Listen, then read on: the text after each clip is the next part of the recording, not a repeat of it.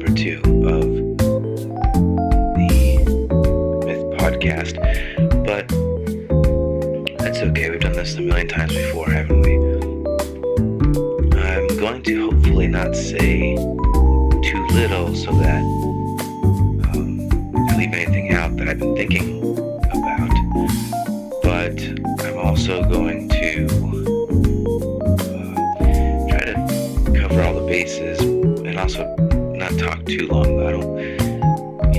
The last one was like 15 minutes. I had a lot to catch up on. Some people say they want a longer podcast episode. Some people say they like shorter ones. Personally, these are just more or less ways for me to recap what's going on and explain to you where I'm at creatively. Since I've been able to finally move beyond just doing a podcast, it's given me a lot more horizons to work with, different types of mediums to express different parts of me that, are on my mind of things, but you don't always get the chance to, I think the one difficult thing I never liked about music albums and things like that when I was growing up is that that's all it was just the music. You get to look at some pictures maybe, but it's interesting to really get into where that creative person's head is at, and instead of just showing videos of ideas, I think it's kind of cool to talk about where I'm coming from and what I'm experiencing too. Anyway, so hang tight and sit down for, give me about 29-30 minutes of your time. That's actually longer than a full 30-minute TV show, because with commercials, TV shows actually only have 20 minutes or 25 minutes or something. Anyways, this is the Myth podcast with yours truly, Mythyw Myth, and got some cool stuff to talk about, so hang tight. I think I'm gonna try and fit like some kind of intro song here or something, but I don't know if that's gonna work, so I'll figure something out. Let's do it.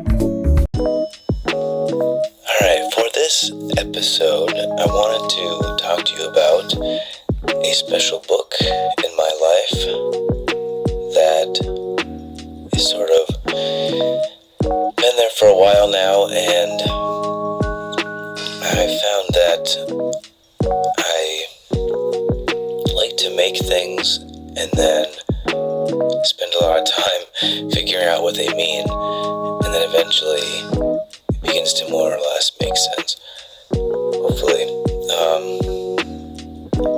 I wanted to talk about podcast styles,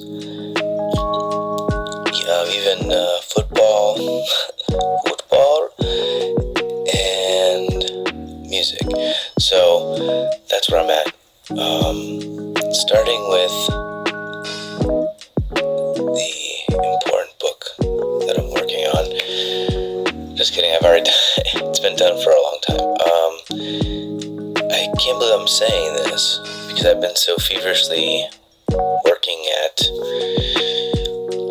being a father mostly, and just trying to keep that flame alive, working to keep food on the table, as they say, and working at just myself being a better me, which helps being a better dad. Sorry, I'm a little new to this. Actually, I'm a little more laid back when it comes to this podcast thing, because it's a little more like I'm literally like on the couch enjoying myself, relaxing here. Let me adjust the microphone a little bit, perhaps. I can't believe I'm saying this, but 10 years ago, the 10th anniversary of technically my first official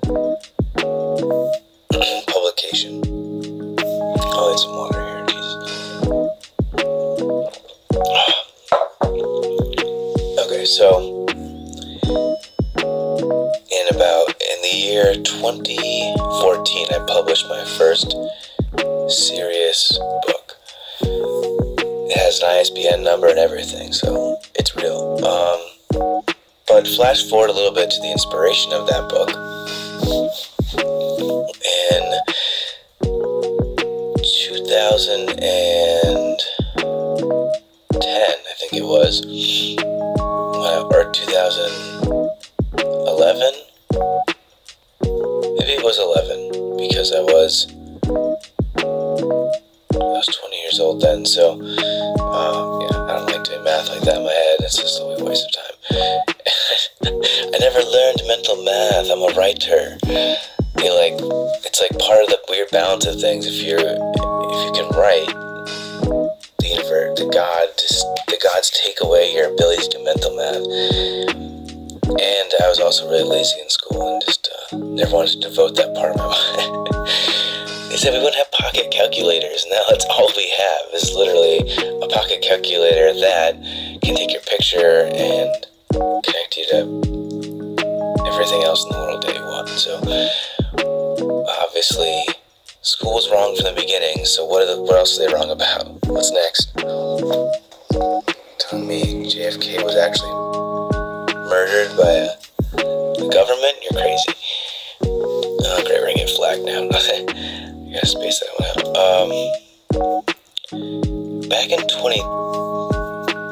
Back when I was 20 years old,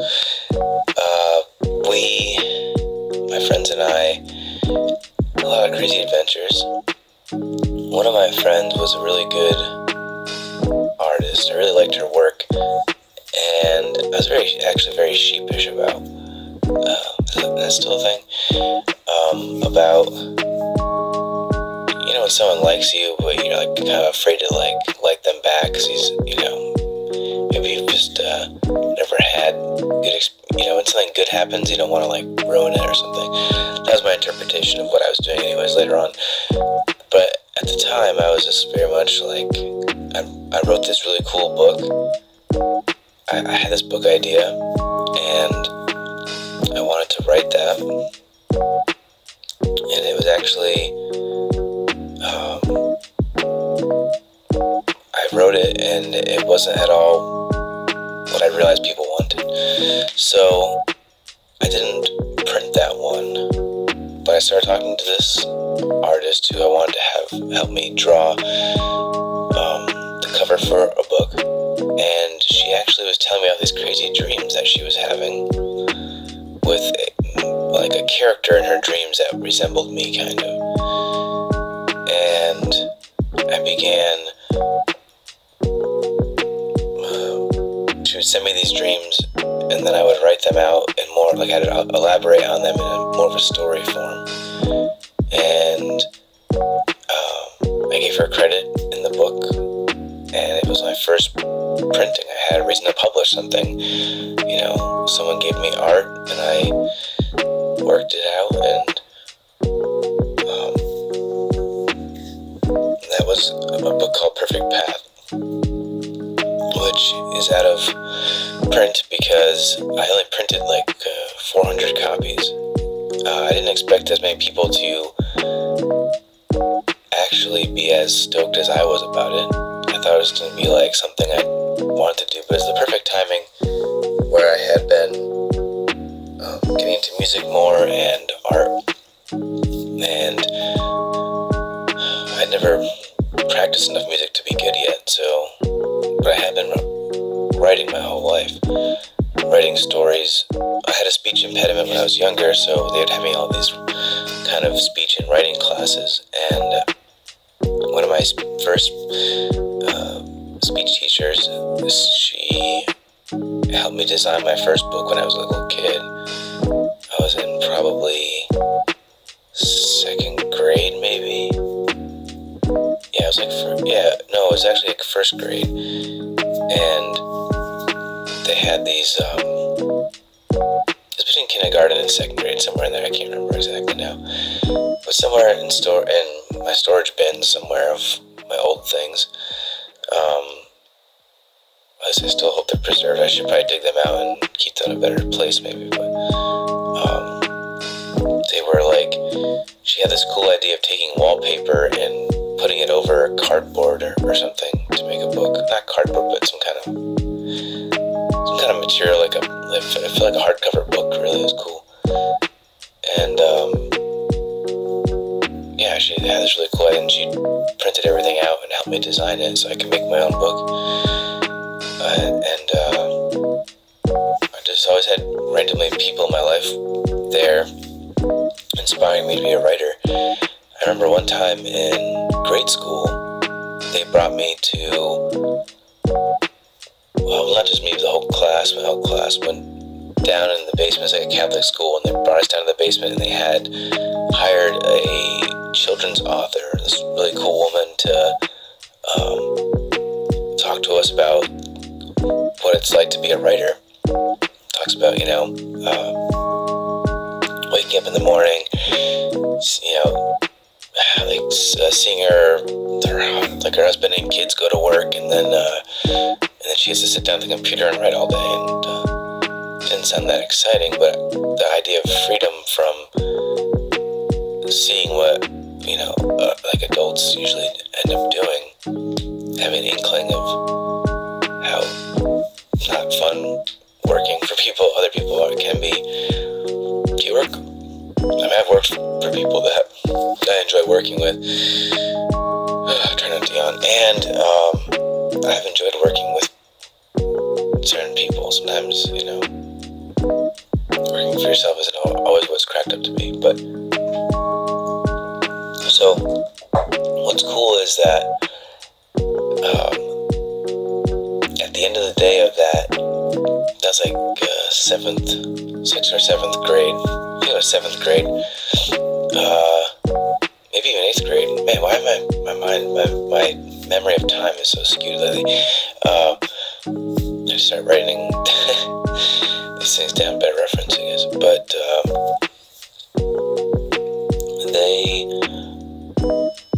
brought this lady there to tell us about the excitement of teaching and all that, stuff.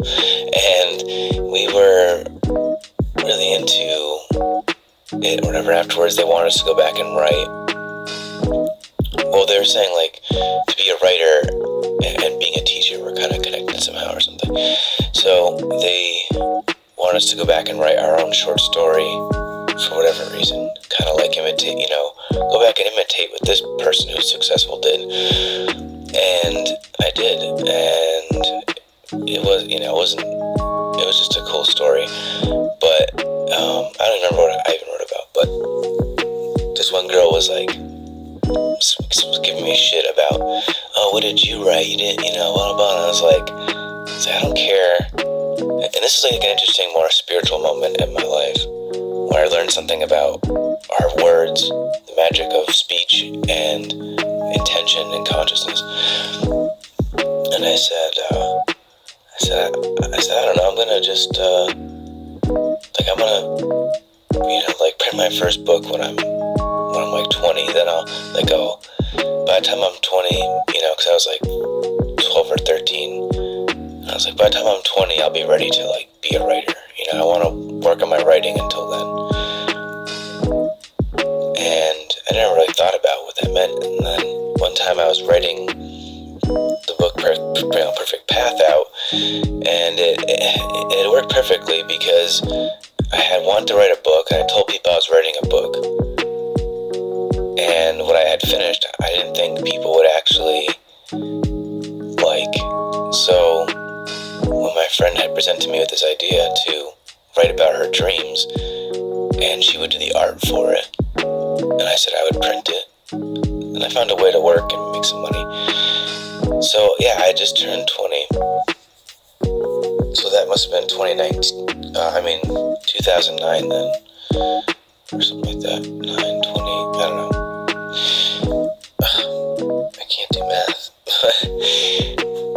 God help me. And so I decided to keep writing. And then so Perfect Path came out good, but I only made 400 copies, and I went out to a bar one night when my cousin's cover band was playing. Well, they they played originals and cover songs. They started out playing covers, and they wrote some really great originals too. But I ended up leaving like a box of like 50 of them, and I sold pretty much all the other ones, and I gave some away.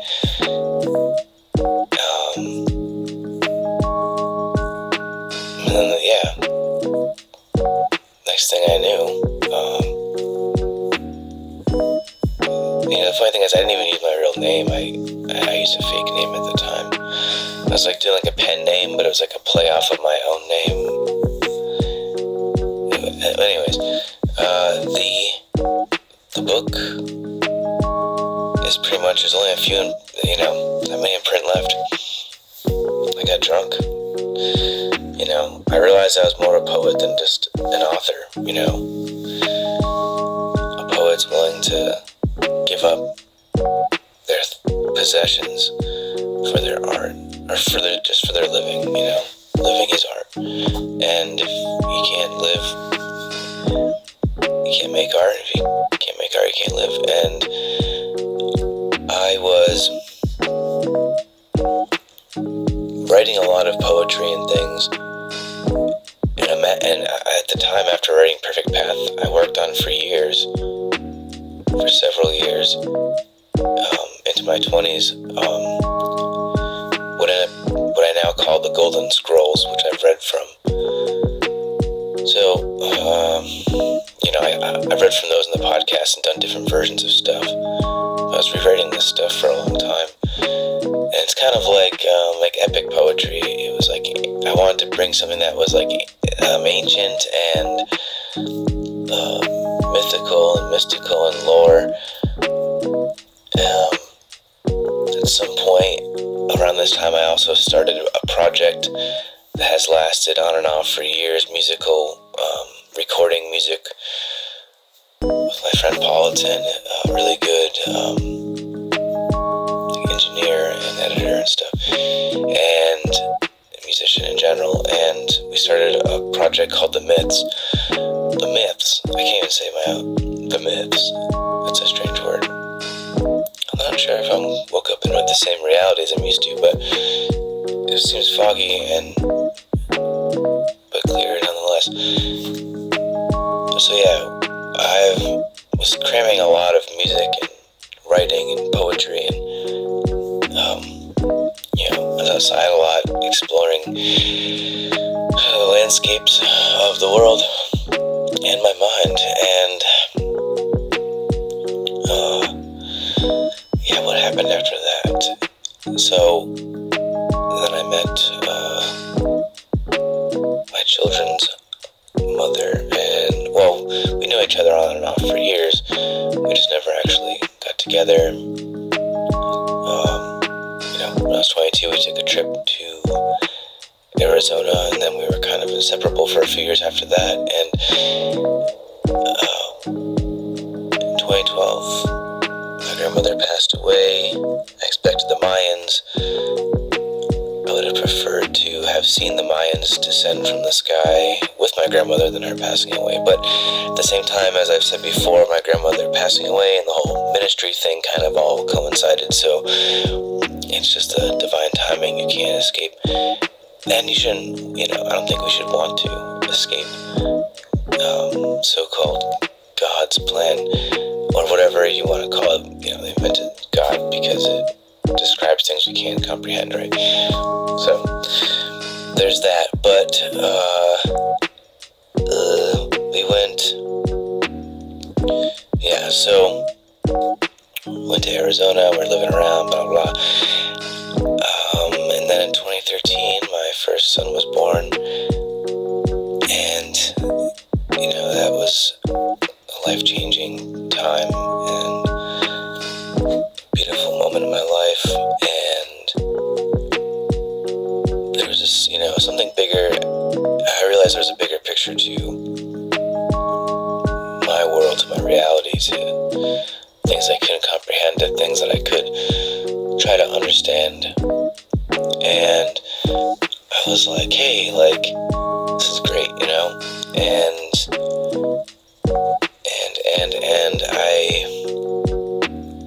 things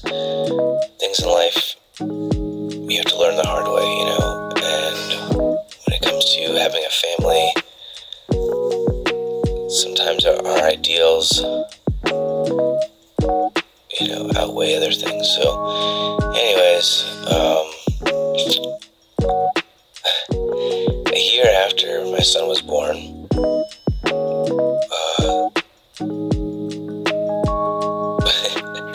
sorry, just remembering something. I had this credit card that I used. Because after the book was published, this group contacted me, and you just basically pay for the copyright, and they do the rest of the work, and they want to publish it, and help you get out there. And unfortunately, needing to survive, I had maxed out that credit card at the point after that book come out. It had been out for months, and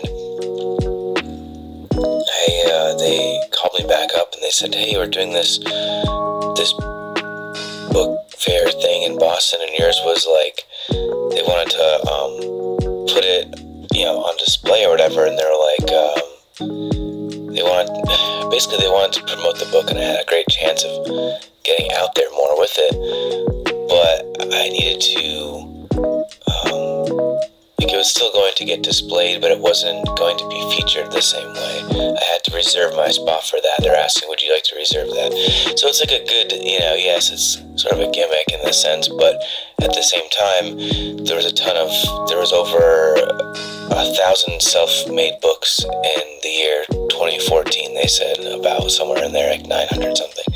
And mine was in the top 12 of people who won, they had like a panel of different types of critics or something, I don't even know. But basically, out of what they published in, that past year, they wanted to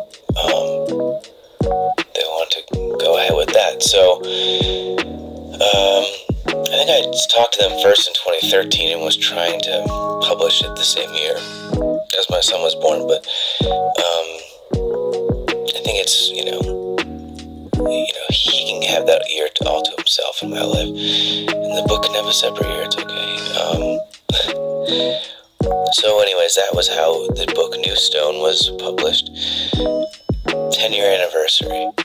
It's taken me 20 minutes to describe the process of getting to there, but I had taken some ideas from the Golden Scrolls and other things and other mediums of writing that I wanted to describe. Some of it reads almost like Zen koans, you could say.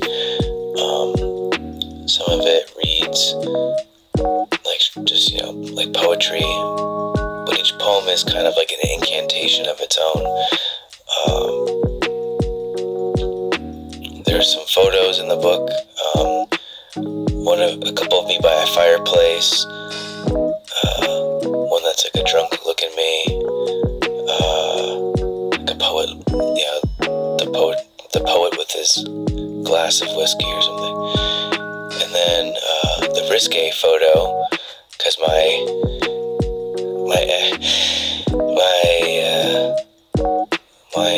ex, the kid's mother, had taken a picture of me when we were in Arizona.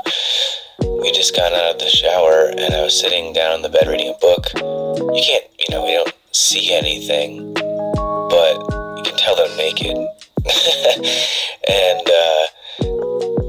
the picture's in black and white, so it's not like, it's very, very visible, but, people, it's funny that it being black and white, people have looked at the picture and been like, oh my god, I can see your junk. And I'm like, that's just like, literally, like, that's not where it was. Because I know in the actual picture you couldn't see it, so it's like, it's impossible, unless they x-rayed it. I don't know, but it's, the funny thing is, it's amazing what the imagination will create in those scenarios. It's like, so I stared at it, and like, what the hell are they looking at, because I had some, I thought I was just doing it from like an artistic point of view, like, like the naked poet, bearing yourself on the world.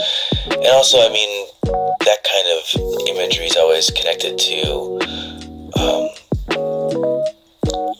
people that are like artists do that stuff all the time, strip themselves of their ego, of kind of put themselves through a, what would you call it, like a,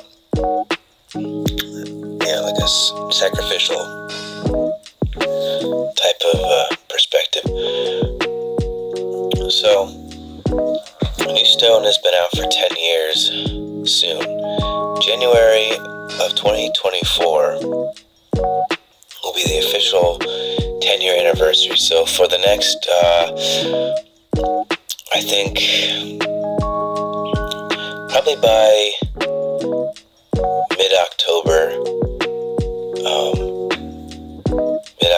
through December, I will promote the book for a little bit and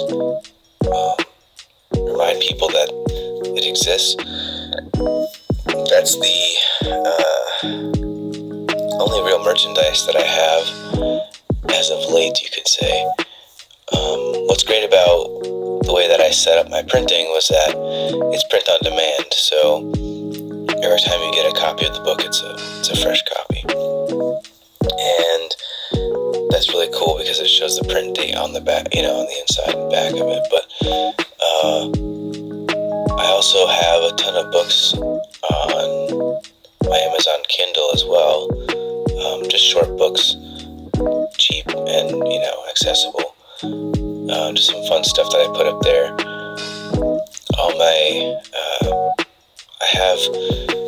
I'm currently writing-wise going to be starting a horror story, hopefully a novel. I think I'll do it as a novel. Novels just take so long, and I love short stories, and I love making like compendiums, compilations of stories. So there might be multiple stories, and the main story might be featured in there. So I'm not really sure what I want to do. I'm thinking of getting that out. That will probably be finished by October of 2024. So right in time for, I'm hoping that I could probably do a publishing of that by next Halloween or so, like the next fall and winter season. But I'm going to be actively writing and things like that in between. Of course, working on my videos and things like that. Doing a lot of homework for that stuff sometimes, depending on if it's like a folklore or like a video theory kind of idea. So there's a little bit of that to work with that's going to be coming up. But once in January of 2014, that remembrance of January 2014, next year in 2024, it's going to be pretty exciting to see what the heck, where we're at. I'm thinking of putting together, maybe publishing like the Golden Scrolls somehow, in some way on them, at that point. I don't know if I want to hold off though, because I might make it, I don't know if I just want to put it on a Kindle, make it available digitally, or I might do it as a video so that it's kind of more like an interactive audio experience. Which, if I did that, it would be pretty long. It would probably be over 10 minutes of performance. So that would take some time to edit and stuff. So I might do that. I'll probably end up doing a full Golden Scrolls thing at some point. But I think for next January, for this coming January, I might do a reading through the complete book. Maybe I'll do something like that. And maybe before that, working on it this October and, probably getting it done by November and December. I think think I'll probably do like a little clip video kind of describing it, preparing for January, and then I'll release the whole video of me reading through New Stone at that point. So that's my New Stone update. It's actually taken almost the entire time that I was planning on, so I guess it's gonna be time for the bonus material. Now, I was just hoping to keep it in it's impossible for me to really describe anything in less than a half hour of time when it comes to the podcast stuff. The first half hour is, should be the easiest. So let me jump into podcast styles. I want to have sorry, the weed just sometimes it's too much. Alright, Saturday morning. Alright, give me a break. It's Saturday morning.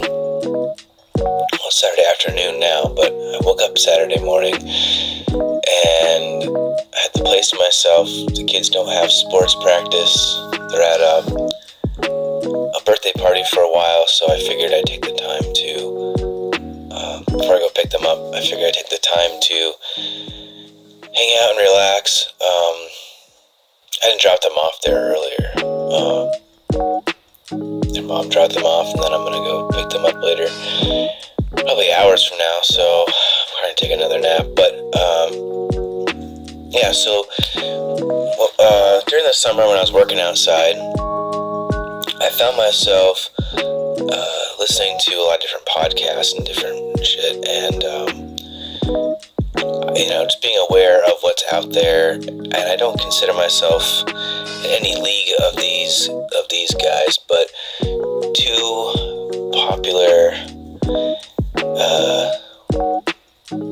shaved-headed white dudes like me. That sounds horrible, Jesus Christ. It's kind of funny because I guess, I started embracing my thinning hairline at the right time when it became popular again. So, it hasn't been popular since Vikings, but people are into that shit now. So, so you got, the Joe Rogan style, I call it, and the Bill Burr style. And, I'm not Italian like Joe Rogan though, but I think he's a little Irish though, so maybe that's kind of cool.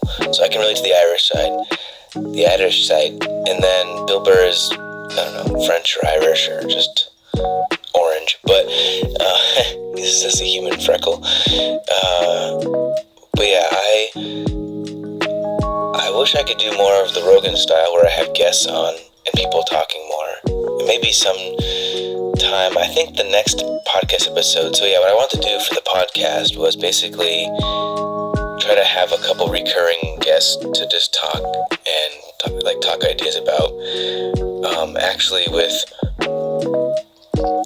like I was saying before, my friend Paulton and I had made music for a while under the name of The Myths, but we're about to be experimenting with some other stuff to try and make and get out for Halloween, like a little EP or something like that, of some new music, maybe under a new title, a new heading, we don't know, but if we can get it done by then, it shouldn't be that much work though, just a couple songs we want to do.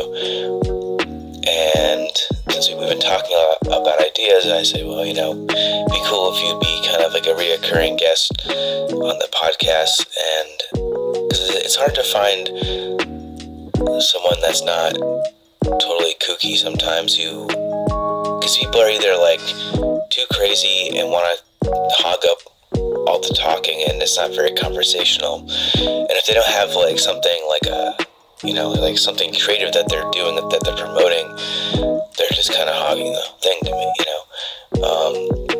but I like to have a conversation and ask questions about stuff, not just kind of listen to someone talking at me. So it's, I end up doing the Bill Burr style, where I'm just talking to myself, and depending on my mood, I'm not as high strung as Bill Burr. I'm not as wild as that. Sometimes a little more hyped up. I think if I'm really considering what I'm saying and especially if my stoner brain is trying to recall things from the past, it's like going through files, on an old Mac or computer from the 80s or something. This is probably really difficult to do. So, when you're considering what you're saying, it makes a difference. When you're just talking out of your ass, it doesn't really matter. But, we're just having a good time here, and I'm trying to spill my creative guts for you. Getting some ideas out, patterned out for everybody. I know I never thought I'd be making a podcast episode describing what I'm going to be doing next in the sense of creative-wise, but, I've been working at this kind of stuff for 10 years now, and at being creative in my own way, and I've been able to live just, I'm alive, no matter what I'm doing, but this has just been like a project I've been working on for a long time, being a writer, and I had a lot of things happen where things could have gone one way in life, and then things changed, and suddenly I was going another direction. So I've tried to deal with it, work with it, and make the best of what I have, but not totally lose my vision of who I am and where I'm going with this. And it took me a while to kind of really feel ready to present ideas in a certain way. Because, when you present ideas, you have to put a face to these ideas in a sense. That's what Mythyw really is he's not Mythyw Forbes, the writer of New Stone, but it's, just different types of masks. When I made New Stone, I wanted to take off that mask, and I wanted to show people who I was as the poet, the writer, and Mythyw is more of the performer, the presenter of these works. So, it is me, but it is at the same time, and that's the fun part about creative stuff, is that you get to express different parts of your personality, and you get to show people, you get to let them in by letting yourself out, and it can be good and bad. I always notice that whenever I'm doing a lot of creative work, there's always a lot of ins and outs of things. I always seem to make and break friendships. It's just like a lot of energy, vortexes of stuff happening. You never know where things are where they're gonna land. And like my grandfather said, in that dream that I think I talked about in the first episode, be like the hurricane, and hurricanes fuck shit up sometimes, and that's just kind of what you gotta deal with. So I'm gonna have my friend on and talk with him about just life events and just world events and all those kind of events, sports events, pretty much anything. And I'm gonna do that soon. This is, I think, the first podcast episode I think I did right at the end of August. I meant to get one done at the end of, in the beginning of September. I thought I'd be doing more, but maybe I'll just be doing an episode myself at the end of the month. But if I'm hanging out with somebody and I make a plan to make an episode, chances are the podcast episode will land, could be anywhere from the beginning, the middle, or the end of the month. So keep your eyes open for those possibilities. But I'm going to keep on with my system of far out theories, different types of ancient and modern folklore, some kind of comedy, or some kind of comedic inspiration, and of course the epic poetry and spoken word and short stories. I've been waiting a while to make when I was doing the podcast a lot earlier in the other incarnations, I was doing a lot of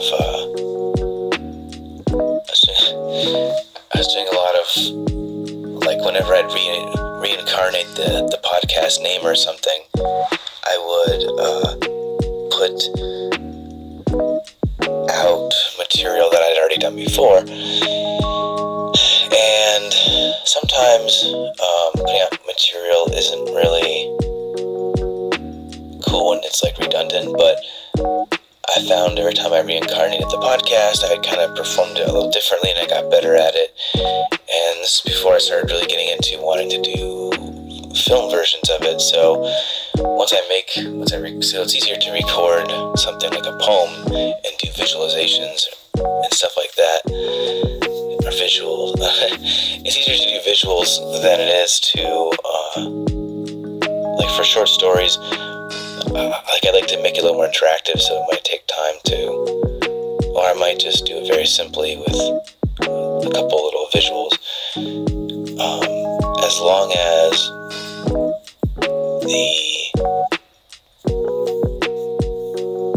the words are there so people can follow along if they want to read along with it, I think it's cool.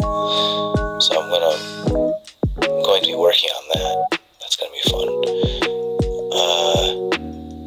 So like I said, sometimes I'll have guests. I'm planning on that. I'm not letting you down. I was hoping that this second podcast episode I'd have a guest on, but the timing of some stuff didn't really work out that way. So I think I'm going to have to plan that for October, obviously.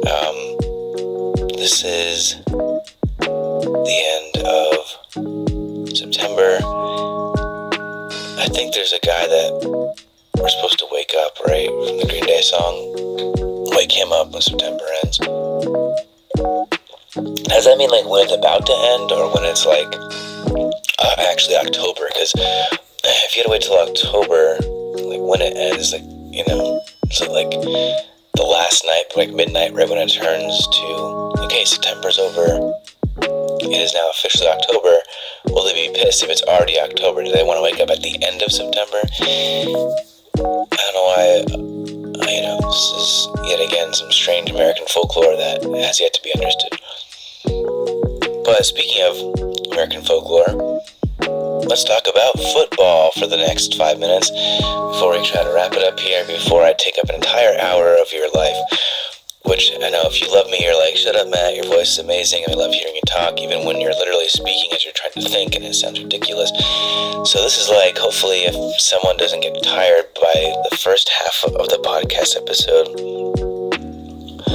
they'll look at me as like the opposite, because a lot of times things start off really fast and really fast and crazy, and then they get slow and blah, blah, blah. But not me. I start off a little bit slow, when I get into a pace and I start running, and then I just get all excited and blah, blah, blah. But I'm also trying to reflect what I'm writing about. New Stone was all about like, stones and the newness of them, and football is about like fast running and throwing and dodging and ducking and all that fucking shit. So, yeah, this football season has been pretty cool.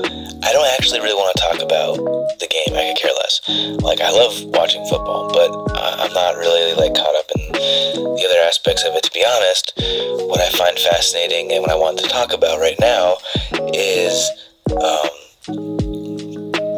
like woke bullshit that you see in the NFL. Like, for example, here's a prime example that we'll focus on for a little bit. The Washington Redskins recently, what's been a year or two now, they became the Washington Commanders. They look like a college football team. They look ridiculous. And the irony of everything is sort of like what sadly happened with Black Lives Matter, because who doesn't, want to support the culture of people and life itself? But when you trace the money back to some of these things, you end up finding out that some of the money for, the goods sold by these types of ideas aren't going to the people that you think they're going to. In fact, it's usually some middle-aged white woman that felt like she was going to save the world and save another culture of people with their, ingenious sympathy. And that really pisses me off.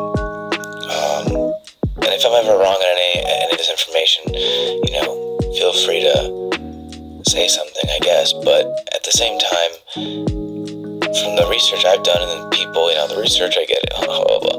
Yeah, but no, for real, the people who make money off exploiting people, that they're somehow able, it just amazes me that people can lie, brainwash other people, and at the same time try to rewrite our culture, all in the name of trying to help someone. Because then if you talk trash about something like, oh, that's a bunch of bullshit, they go, oh my God, you're talking about, it's like, no, I'm not talking about what it's trying to say. I'm saying about what the idea of where it came from is. And that's like the same things that's happening, as I was saying.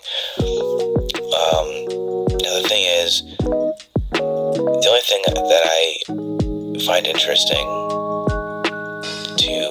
before I go into the full thing about the football thing, because I know I mentioned Black Lives Matter slogan, and the thing is, I live in Massachusetts, my kids live in Worcester, Central Mass, and they actually were living in a really upscale Black community, really nice people, a really nice area, really nice homes. And I remember waiting at the bus to pick up my kids, and a younger Black woman was there. She was really nice, and we talked. And we were kind of joking about how, I was like saying how I work in the field where I travel a lot, and I noticed that there was all these Black Lives Matter signs out in, like the rural areas.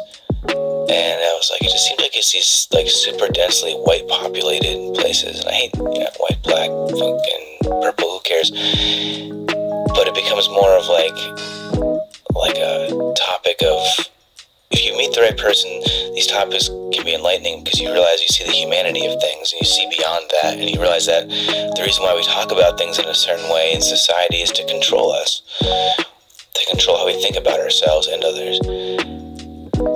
And she was like laughing. She's like, yeah, I think people were just afraid of, like not feeling like they agree. And, I was like, yeah, but someone who's like doesn't deserve money for that is like exploiting that in some cases. I found out, and I was really disheartened by that, because I thought it was like a pure movement of some kind. And then it turns out a lot of this stuff gets hijacked, or someone is trying to,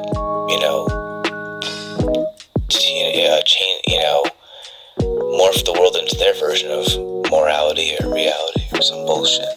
So anyways,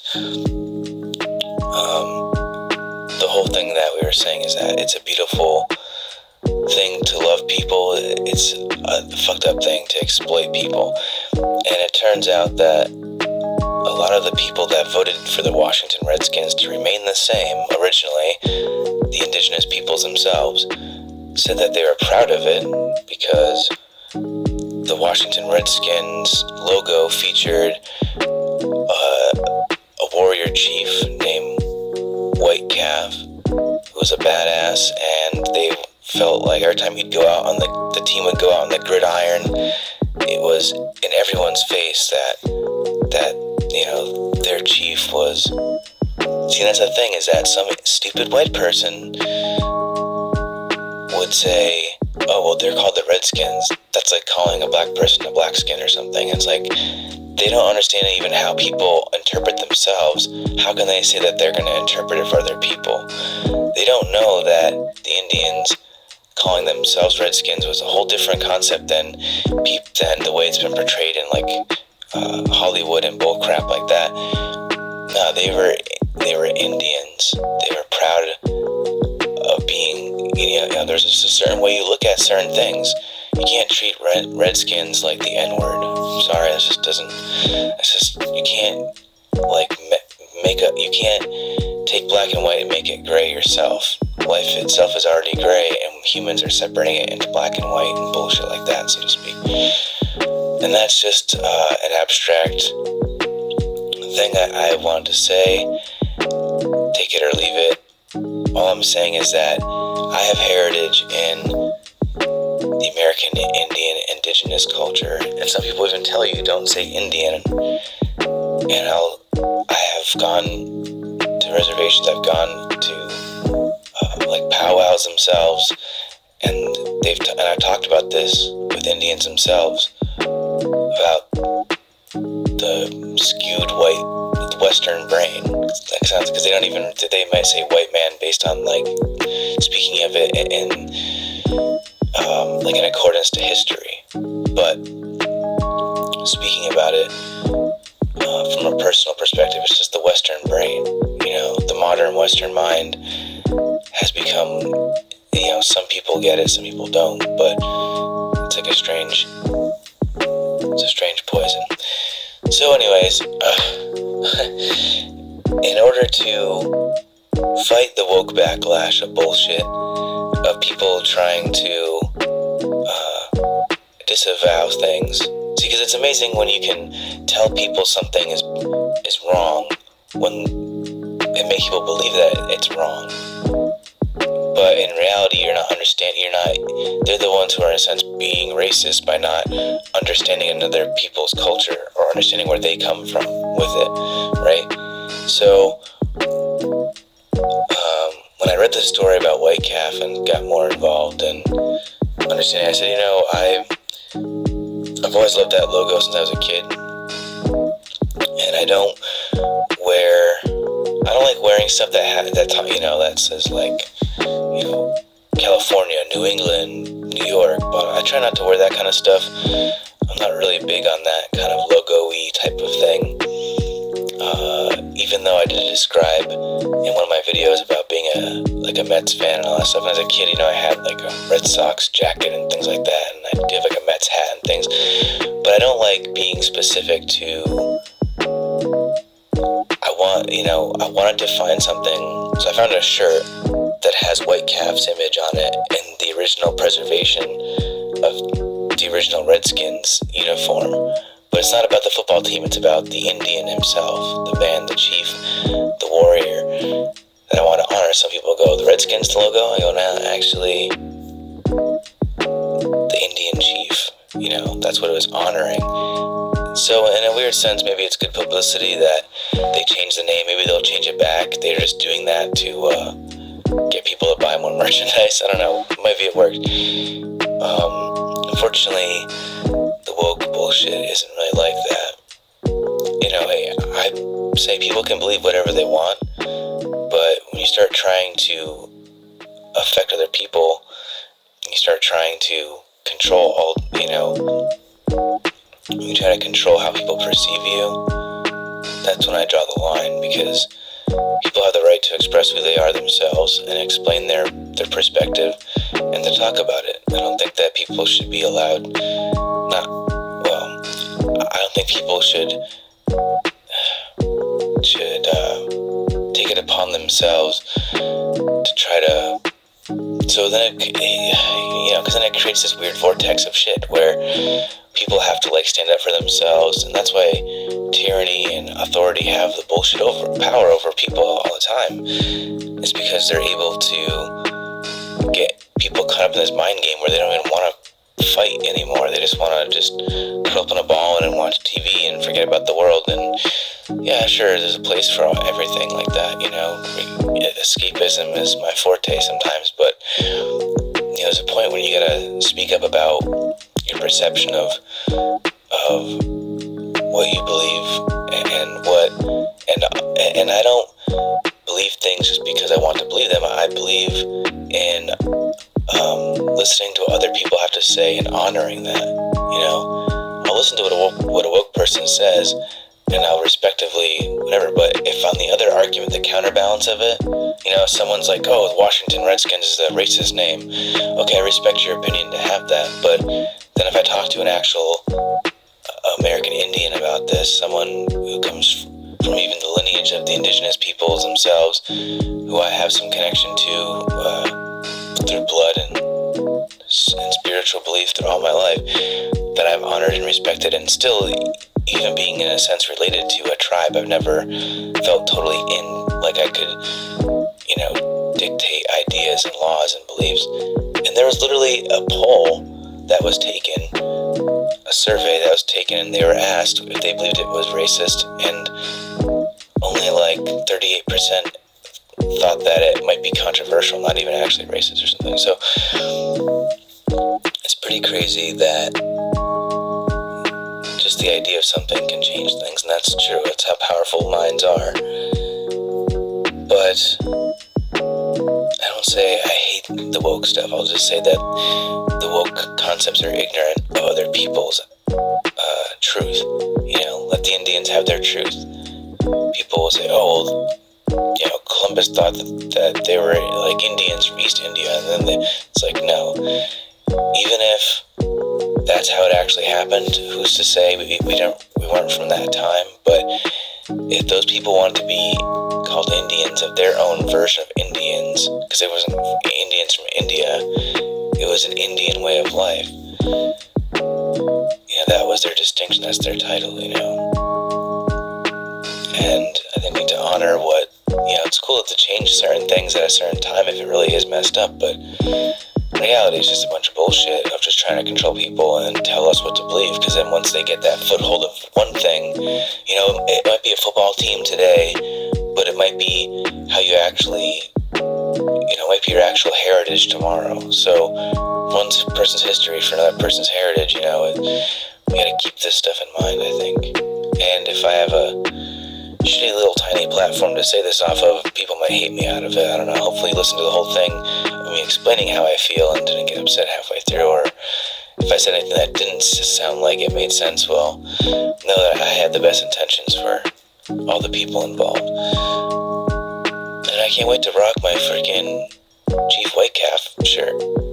Because the hard thing is when you're younger, everything you do, you worry about identifying yourself with it, When I was younger, I was like, oh, I don't want to be seen as someone who likes the football team, the Redskins, because the team itself, the players weren't always that great.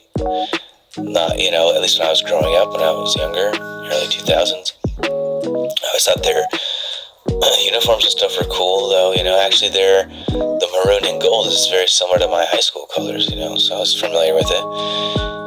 But now that I'm older, I could care less what people might think, and I didn't know the history of it. Then I knew that there was something I appreciated about it, but I didn't really know.